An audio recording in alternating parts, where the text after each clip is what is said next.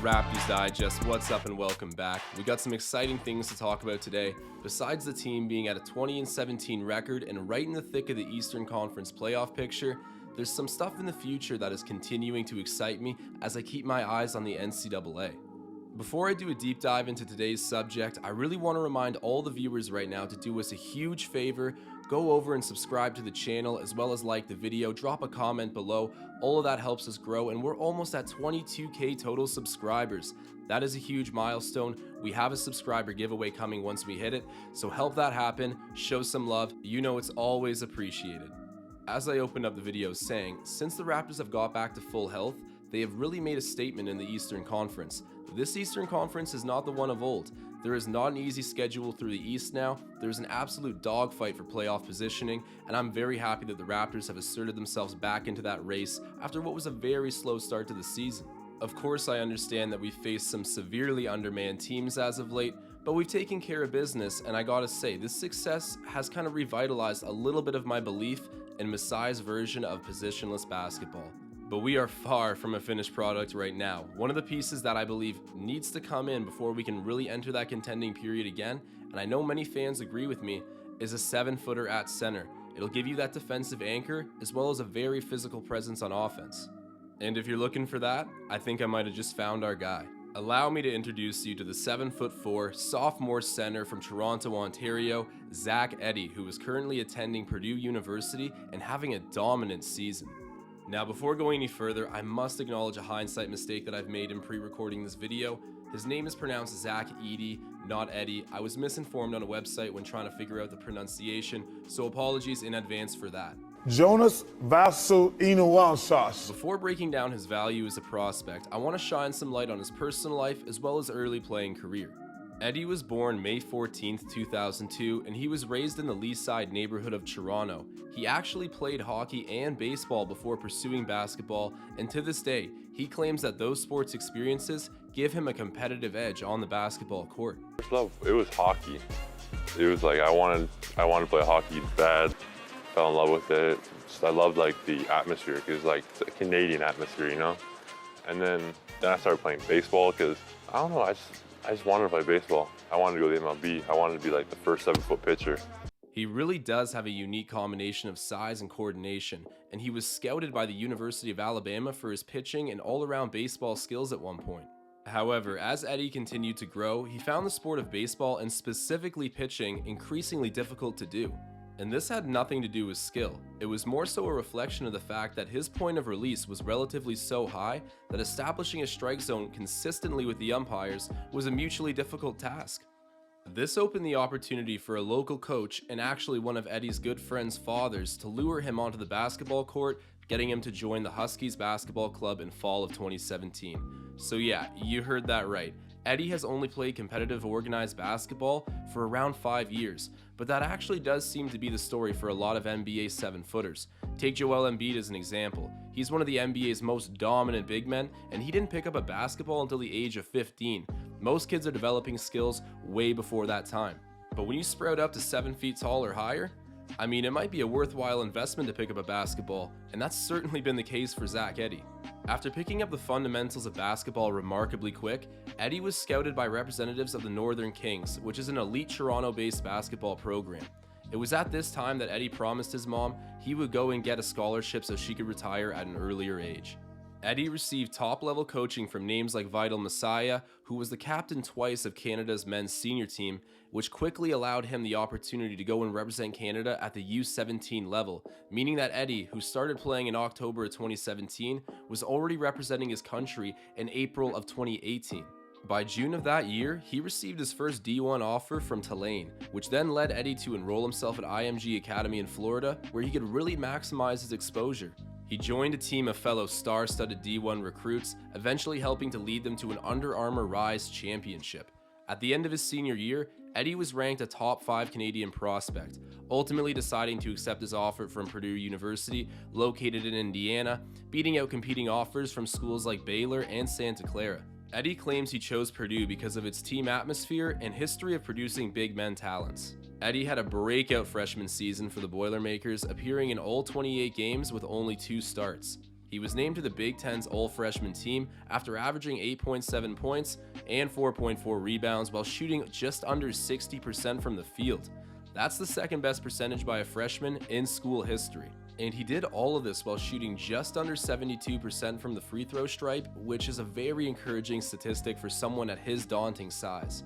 Edey ended up being only one of 3 freshmen to nationally average 8 points, 4 rebounds, block 30 shots, and shoot at least 57.5% from the field. That includes Michigan's Hunter Dickinson and USC's Evan Mobley. So some pretty elite company for the young big man.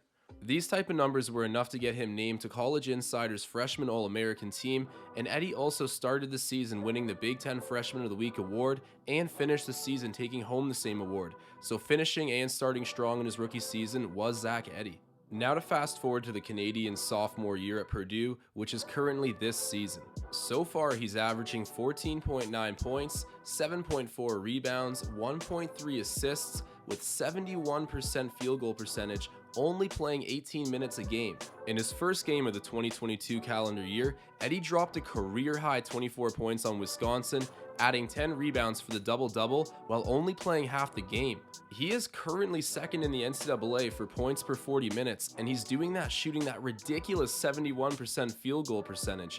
Just madness. He is undoubtedly one of the reasons that Purdue's offense is comfortably leading the league in points per possession with 1.26. Edey statistically draws more opposing players into foul trouble than any other player his size or taller in the history of the NCAA. The cherry on top, he's also shooting 73% from the free throw stripe, which is higher than the current NCAA average and certainly better than the majority of players that went into the NCAA at his height. And as a slight catch here, Edey's minutes have been limited for a few reasons. In addition to the injury-prone nature of players his size, Edey also needs to split minutes with the fellow star center Travion Williams, who is currently projected to also be selected in the upcoming NBA draft. Purdue head coach Matt Painter has largely elected to keep them apart and play them individually opposed to as a duo, as they have distinctly different styles of play and really do deserve their own offensive spotlights. So knowing all of this about Zach Edey, it becomes clear why any NBA team, but specifically the Raptors, would want to go out and draft him, and let me just go over some of the other reasons why I think this could be a likely thing to happen. First and foremost, I mentioned it a little bit earlier in the video, but Toronto has never actually recovered at the 5 spot since losing the services of Marc Gasol and Serge Ibaka to free agency. Although we found some great rotational big men, it's apparent that the Raptors still need that 7-footer to maximize Nurse's ability to run all of those crafty defensive schemes, just like we saw him do with Marc Gasol. It's too early to say exactly how this draft will project, but the general speculation leads me to believe that Edey will likely be selected in the second half of the first round. That is, if he decides to declare this year. But if he does decide to leave Purdue, Edey could end up right in the Raptors' wheelhouse. Toronto's roster is finally healthy and currently at a 20-17 record, so we are seemingly clear of any lottery potential, but also not quite favored to go on long playoff runs. So a mid-first round pick seems rather likely for this 2022 NBA draft, and that's where I think the Raptors can get some actual lasting value out of Zach Edey. Although he's got some very enticing upside, this should be largely viewed as a structural fit, seeing as we simply need a rim protector who is 7 feet tall. And I get that Edey might not be a dynamic track star, but his lateral quickness and athleticism, it's extremely rare for a player his size, and to be quite honest, we have enough players that can jump out of the gym already. I will admit, however, Edey is just above that 7-foot sweet spot, and so he's bordering a size that often becomes hard to sustain at the NBA level. The vast majority of players Edey's size are limited minutes-wise due to injury concerns and fatigue, examples of which include Taco Fall, who was recently waived, and Boban Marjanovic, one of the most loved players in the whole NBA. Even if the Raptors could get a younger Boban-type player out of Edey, I think that'd be considered a draft success. Right now, we only need subtle additions to this team because I think we've already shaped out the core really well. But let's not forget here, Zach Edey has done some unprecedented things this year in college while only playing very limited minutes. So if the Raptors development staff can get a hold of him, keep him healthy, who knows how far they can take a prospect like this. I always say this, guys, our center lineup isn't versatile, but it's relatively deep. You've got Precious Achiuwa, Khem Birch, and Chris Boucher, who are all very good options.